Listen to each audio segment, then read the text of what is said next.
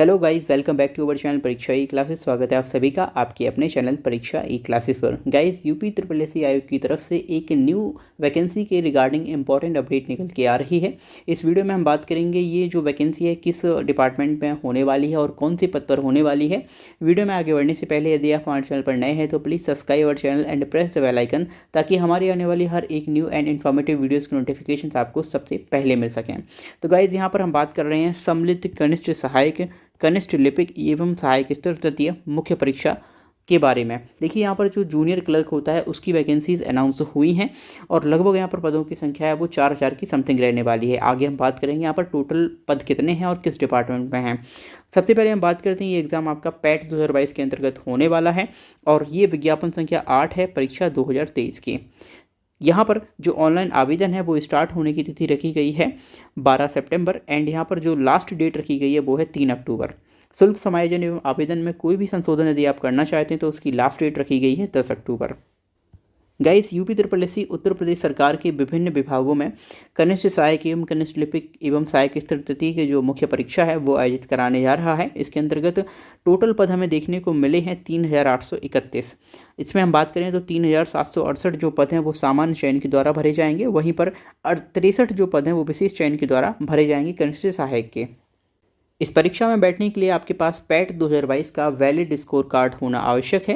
PAT के प्राप्त score के आधार पर ही आपका आगे आने वाली मुख्य परीक्षा में यहाँ पर शॉर्ट लिस्ट किया जाएगा। इस एग्जाम के आवेदन के लिए आप यूपी ट्रिपल एस सी की ऑफिशियल वेबसाइट upSSC.gov.in के माध्यम से ऑनलाइन आवेदन प्रेषित कर सकते हैं। यदि हम आवेदन शुल्क की बात करें तो यहाँ पर सभी कैंडिडेट्स को 25 रुपीज़ पे करने होंगे, चाहे वो यूआर से हो या ईडब्ल्यूएस से हो या ओबीसी से हो या एससी या एसटी से हो। तो यहाँ पर जो 25 रुपीज़ शुल्क लिया जा रहा है ये केवल आपका शॉर्ट लिस्ट करने हेतु लिया जा रहा है। जो मुख्य परीक्षा आयोजित होने जा रही है उसकी शॉर्ट लिस्टिंग के लिए आपको 25 रुपये का भुगतान करना होगा। इसके अलावा जो भी कैंडिडेट जिनके लिए रिलैक्सेशन है उसके बारे में इन पॉइंट्स में लिखा गया है। मुख्य परीक्षा हेतु आप सभी को यहाँ पर अलग से भुगतान करना होगा। यदि हम टोटल पदों की बात करें तो उत्तर प्रदेश सरकार से संबंधित लगभग 40 से अधिक विभागों में कनिष्ठ लिपिक के पद पर यह वैकेंसी निकाली गई है, जिसका ग्रेड पे रखा गया है 2000 मैट्रिक से लेवल 3 है इसका, और वेतन बैंड है 5200 से 20200। गाइज, यहाँ पर टोटल 40 से अधिक डिपार्टमेंट है तो हर एक डिपार्टमेंट की जो वैकेंसी है वो दिखाना संभव नहीं है।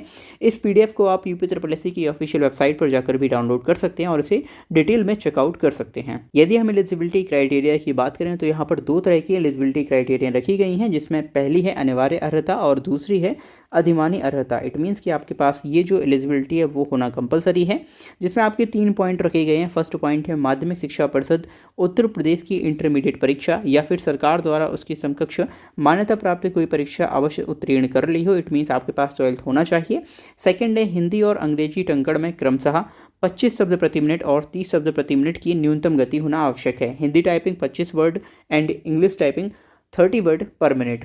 तीसरा यहाँ पर रखा गया है डॉइक संस्था के द्वारा जो आपको ट्रिपल सी का प्रमाण पत्र दिया जाता है ये आपके पास होना चाहिए, या फिर किसी भी सरकार के द्वारा इसके समकक्ष जो भी प्रमाण पत्र है वो आपके पास होना कंपलसरी है। तो यहाँ पर 2 तरह की अर्हताएं रखी गई हैं, जिसमें पहली अर्हता है आपकी प्रादेशिक सेना में न्यूनतम 2 वर्ष की अवधि तक सेवा की हो। दूसरा, राष्ट्रीय कैडेट कोर NCC का B प्रमाण पत्र आपने प्राप्त किया हो, तब यहाँ पर प्रेफरेंस दी जा सकती है। पर ये आपकी अधिमानी अर्हता है, यदि ये नहीं भी है तब भी आप इस फॉर्म को फिल कर सकते हैं और कॉम्पिटिट कर सकते हैं।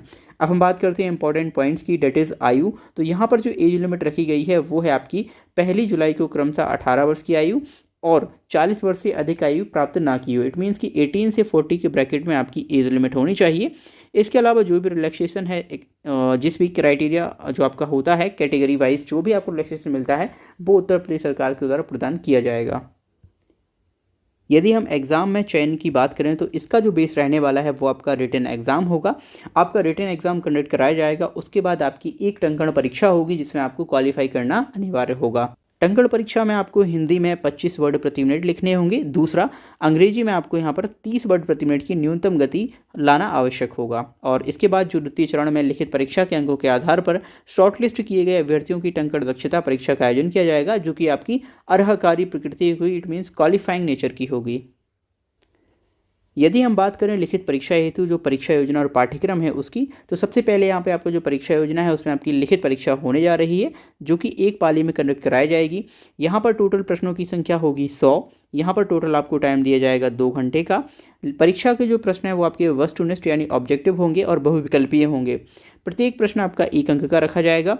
लिखित परीक्षा हेतु नेगेटिव मार्किंग भी दी जाएगी, जो कि आपकी 25%, इट मीन्स जो भी आपका 1 नंबर होगा उसका 1/4 होगी गलत प्रश्न पर। ठीक है, अब हम बात कर लेते हैं यहाँ पर। तो आपकी प्रश्नों की संख्या का कुछ इस तरह से निर्धारण करा गया है। यहाँ पर भाग 1 में आपसे पूछे जाएंगे हिंदी परिज्ञान और लेखन योग्यता से प्रश्न। टोटल संख्या होगी जिनकी 30, कुल निर्धारित अंक 30 होंगे। सामान्य बुद्धि परीक्षण भाग 2, 15 क्वेश्चन आपकी रीजनिंग से आएंगे 15 अंकों के। सामान्य जानकारी जनरल अवेयरनेस आपके 20 क्वेश्चन पूछे जाएंगे और 20 अंक के होंगे। कंप्यूटर एवं सूचना प्रौद्योगिकी, कंप्यूटर से आपके टोटल 15 प्रश्न पूछे जाएंगे जो कि 15 अंकों के होंगे।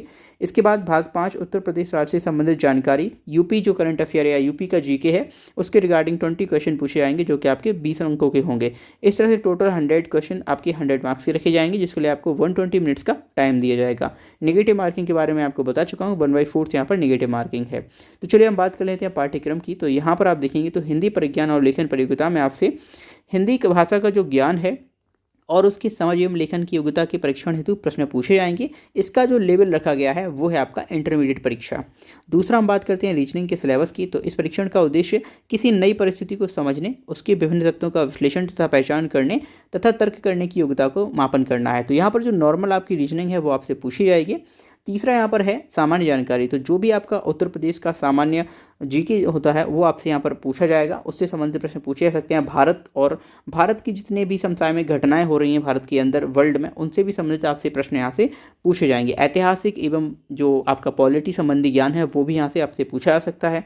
अगर हम बात करें भाग 4 में कंप्यूटर की, तो यहाँ पर आपसे कंप्यूटर से संबंधित कुछ स्पेसिफाइड टॉपिक्स भी दिए हुए हैं, उनको आपको पढ़ना होगा। जैसे आपका स्प्रेडशीट हुआ, MS ऑफिस हुआ, हार्डवेयर सॉफ्टवेयर क्या होता है, email, social networking, WWW, internet, ये सब आपसे पूछा जाएगा। Deep learning, machine learning, internet of things, इन पर आधारित प्रश्न भी आपसे पूछे जा सकते हैं।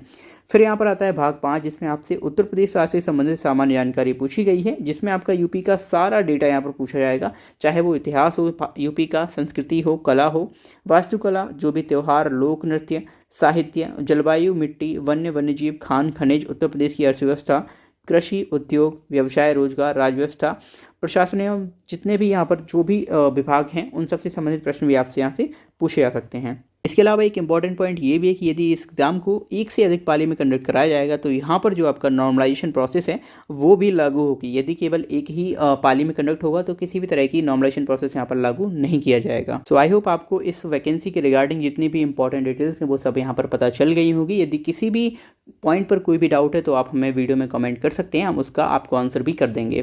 Thank you for watching this video. मिलते हैं हम अगली वीडियो में।